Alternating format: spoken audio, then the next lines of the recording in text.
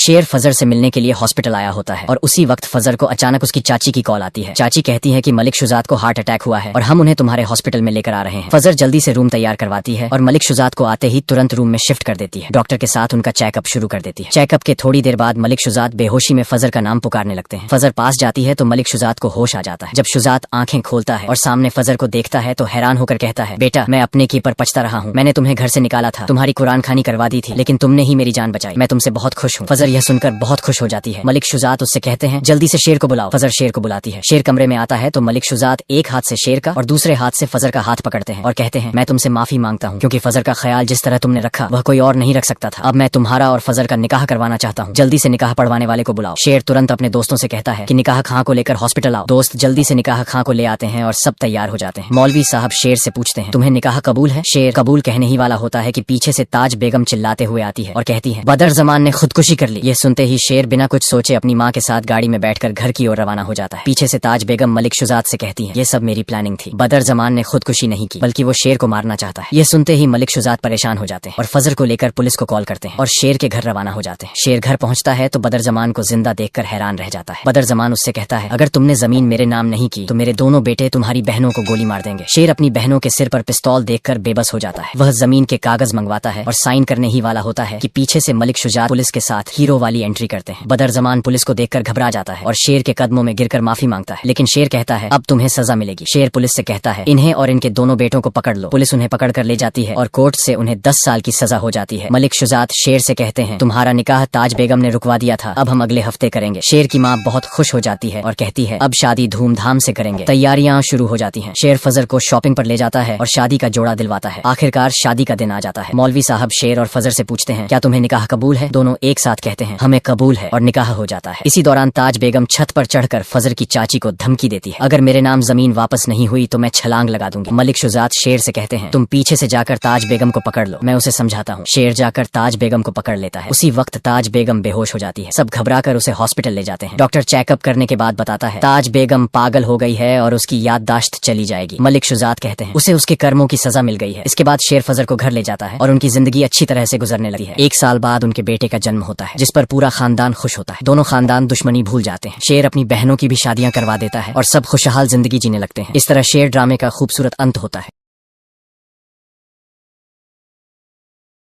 शेर फजर से मिलने के लिए हॉस्पिटल आया होता है और उसी वक्त फजर को अचानक उसकी चाची की कॉल आती है। चाची कहती है कि मलिक शुजात को हार्ट अटैक हुआ है और हम उन्हें तुम्हारे हॉस्पिटल में लेकर आ रहे हैं। फजर जल्दी से रूम तैयार करवाती है और मलिक शुजात को आते ही तुरंत रूम में शिफ्ट कर देती है। डॉक्टर के साथ उनका चेकअप शुरू कर देती है। चेकअप के थोड़ी देर बाद मलिक शुजात बेहोशी में फजर का नाम पुकारने लगते हैं। फजर पास जाती है तो मलिक शुजात को होश आ जाता है। जब शुजात आंखें खोलता है और सामने फजर को देखता है तो हैरान होकर कहता है, बेटा मैं अपने की पर पछता रहा हूँ। मैंने तुम्हें घर से निकाला था, तुम्हारी कुरान खानी करवा दी थी, लेकिन तुमने ही मेरी जान बचाई। मैं तुमसे बहुत खुश हूँ। फजर यह सुनकर बहुत खुश हो जाती है। मलिक शुजात उससे कहते हैं, जल्दी से शेर को बुलाओ। फजर शेर को बुलाती है। शेर कमरे में आता है तो मलिक शुजात एक हाथ से शेर का और दूसरे हाथ से फजर का हाथ पकड़ते हैं और कहते हैं, मैं तुमसे माफी मांगता हूँ क्योंकि फजर का ख्याल जिस तरह तुमने रखा वह कोई और नहीं रख सकता था। अब मैं तुम्हारा और फजर का निकाह करवाना चाहता हूँ। जल्दी से निकाह पढ़वाने वाले को बुलाओ। शेर तुरंत अपने दोस्तों से कहता है कि निकाह खां को लेकर हॉस्पिटल आओ। दोस्त जल्दी से निकाह खां को ले आते हैं और सब तैयार हो जाते हैं। मौलवी साहब शेर से पूछते हैं, तुम्हें निकाह कबूल है? शेर कबूल कहने ही वाला होता है कि पीछे से ताज बेगम चिल्लाते हुए आती है और कहती है, बदर जमान ने खुदकुशी कर ली। ये सुनते ही शेर बिना कुछ सोचे अपनी माँ के साथ गाड़ी में